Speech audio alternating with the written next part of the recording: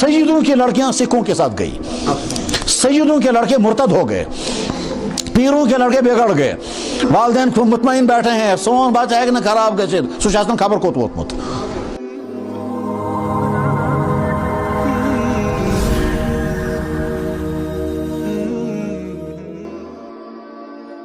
और आज के जवान किस तरह से बिगड़ रहे हैं। इसका दर्द हुजूर को खुद भी था। हुजूर बार बार सोचते थे मेरी उम्मत के जवानों का क्या होगा, इसलिए फरमाते थे या माशर शबाब, ए जवानों अपनी जवानी की हिफाजत करना, जल्द निगाह करना। फरमाया था शबाब शोबत मिनल जुनून, जवानी एक किस्म का पागलपन है। इस वक्त हम मुसलमानों के सामने जो चंद मुश्किल तरीन मसाइल हैं, उन मुश्किल मसाइल में से जो पूरी मिल्लत के लिए मुश्किल मसाइल हैं, उनमें से एक मसला यही है कि आज की नई नस्ल जो है वो अथीस्ट बन रही है, वो बदकारियों में डूब रही है, वो आवारगी का शिकार हो रही है, वो सुन्नतों से नफरत करती है, वो यहूद व नसारा की नक्काली करती है, वो उरियानियत का शिकार है, वो लिबास पहनती है जिस लिबास पर लानतें उतरती हैं, और वो मुसलमान नौजवान सुनने को भी तैयार नहीं है। पहले फिल्मों के जरिए से उसको लाया जाएगा, फिर इस नौजवान जो है वो फैशन के तौर पर वो चीज़ अपनाता है। ये धागे जो बांधते हैं, उन्हें फिल्मों के जरिए से धागे बांधे, हालांकि धागा जो है ये कुफ्र की अलामत है। ये कानों में बालियां जो लगाते हैं वो तो औरतों का लिबास है, और जब मर्द बालियां लगाता है तो अल्लाह के नबी ने फरमाया उस पर लानत उतरती है।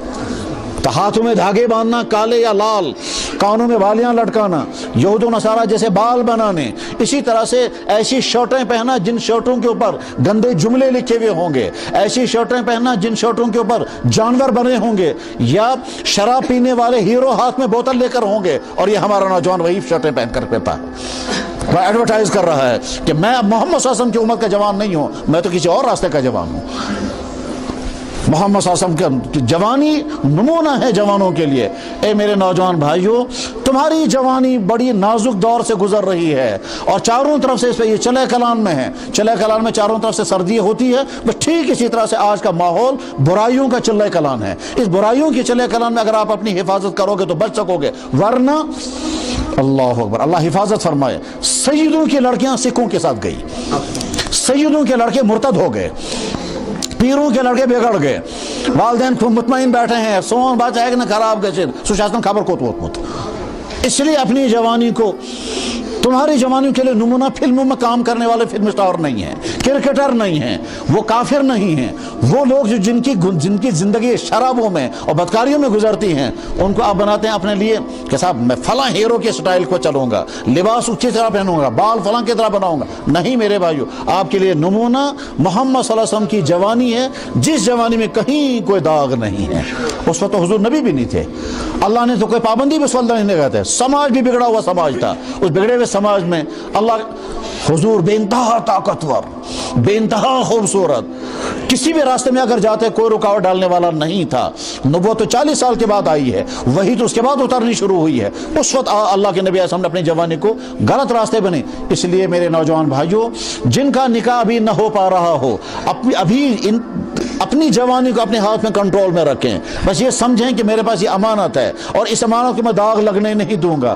फरमाया था जनाब रसूल अकरम सल्लल्लाहु अलैहि वसल्लम ने कि क़यामत के दिन हर इंसान को 5 बातों का जवाब देना पड़ेगा, और जब तक 5 बातों का जवाब नहीं देगा तब तक अपनी जगह से हट नहीं सकते। उन 5 बातों में से एक बात ये होगी, तफसील बताओ जवानी कैसे गुजारी थी, तुमने अपनी जवानी कहाँ फना की थी, इसकी डिटेल बताओ।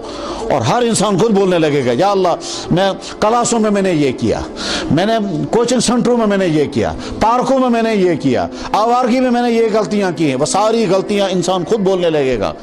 इसलिए मेरे जवान भाइयों, आप अपने वालिदैन के लिए सरमाया, आप अपनी मिल्लत के लिए सरमाया, आप दीन के लिए सरमाया, मगर तब जब आप अपनी हिफाजत कर पाएंगे। और हिफाजत करने के लिए एक ही रास्ता है, वो ये कि आप ये तय करके रखो कि हमारे लिए नमूना मोहम्मद रसूलुल्लाह की जवानी है। 25 साल तक आपने अपनी जवानी को कोई दाग नहीं लगने दिया।